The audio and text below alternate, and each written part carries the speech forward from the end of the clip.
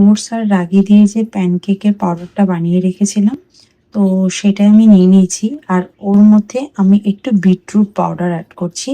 এটা হচ্ছে যাবে, এটা দিয়ে প্যানকেক বানাতে পারো, ওয়াফেলস বানাতে পারো, যেটা তোমাদের ইচ্ছে। তো আসবে না কামাই।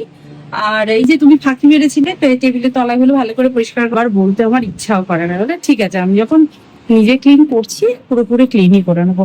কি গরম লাগছে, বৃষ্টি তো ছাতা হলোই না, হালকা হালকা রোদ উঠেছে কিন্তু প্রচন্ড গরম। লাঞ্চের মেনুতে এটা কি টুইটি ফিশ, এটার নাম কি বল? মুড়ির ঘন্ট।